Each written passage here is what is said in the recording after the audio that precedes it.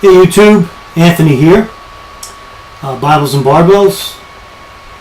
Good to have everybody with us today. Today we're going to do a devotional I've been thinking long and hard about.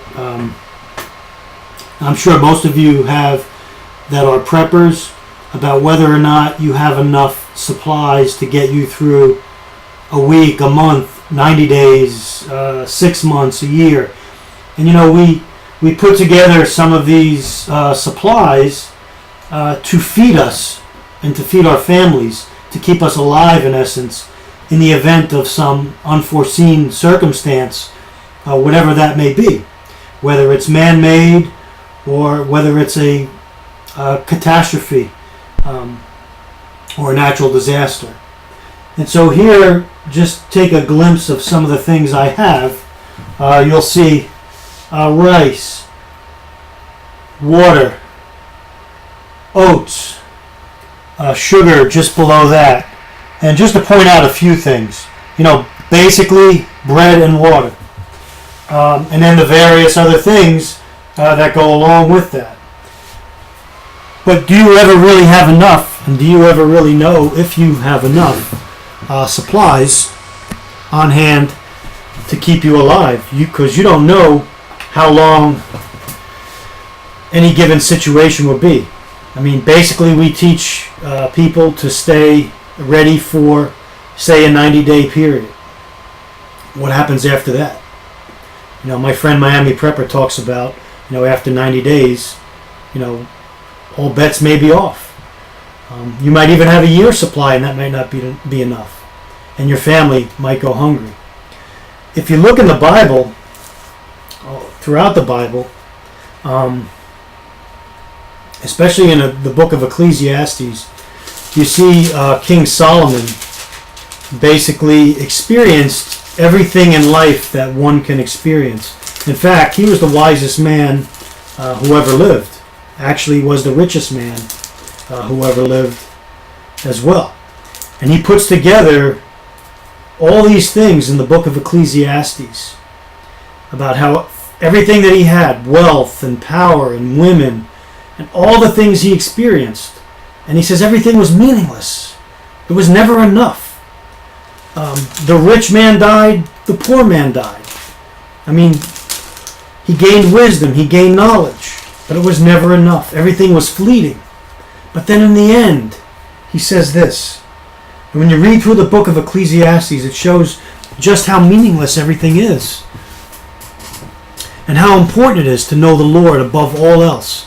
And that's why I'm entitling this video devotional, The Greatest Prep. What is the greatest prep? Is it 400 pounds of rice? 1,000 gallons of water? Wheat, oats? What is it? What's the greatest prep? You're going to run out of your prep sooner or later. They're not going to last. They're going to wither and die and rot away. But he says this in chapter 12, starting in verse 9. He says, the conclusion of the matter. Not only was the teacher wise, but also he imparted knowledge to the people. He pondered and searched out and set in order many proverbs. The teacher searched to find just the right words, and what he wrote was upright and true. The words of the wise are like goads, their collected sayings like firmly embedded nails given by one shepherd. Be warned, my son, of anything in addition to them. Of making many books there is no end, and much study wearies the body. And now in verse 13 and 14 he says this. Now all has been heard. Here is the conclusion of the matter. Fear God and keep his commandments, for this is the whole duty of man. For God will bring every deed into judgment, including every hidden thing, whether it is good or evil. So my friends, what is the greatest and most important prep? Is it food? Is it water? Yes, it's important for food and water to stay alive. But Jesus said, I am the bread of life. Feed on Jesus.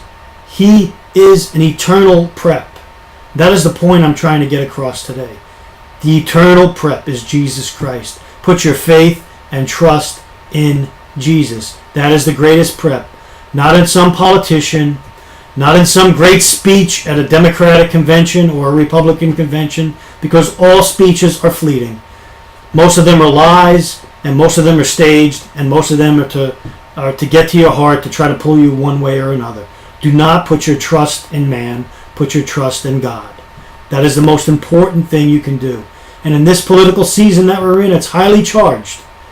Everyone's claiming they're a Christian or they believe in God, and they're going to pick up a baby and kiss him or her and do this one righteous thing. But meanwhile, all around the world, Christians are killed and persecuted, and no one says a word.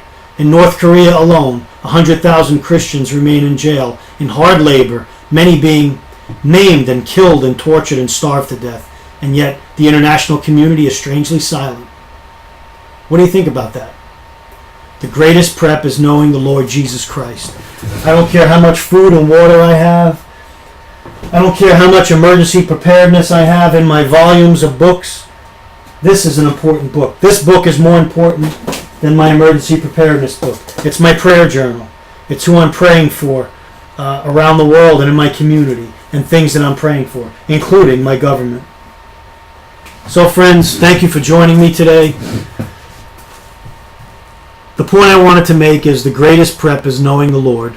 The greatest prep is God and being on His side. A tidal wave can come by tomorrow and sweep everything you have away. Everything can disappear. You will be forgotten. Store up for yourselves, not treasures here on earth, although these are important.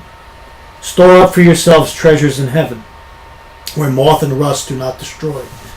So when you get there, the Lord Jesus will open up all those treasures and show you everything that you've stored and how it's lasted. All the good works that you've done for the kingdom, how they've lasted, and they will last into eternity. And all the worthless things that you did will burn away. In the end, there's only one thing that's important.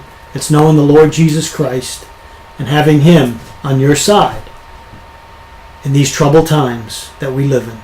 So friends, stay the course, stand your ground. The Lord Jesus does not ask you to take any new ground. He already owns everything. Stand your ground, fight the good fight, and stay the course. That is the greatest prep. Anthony signing off.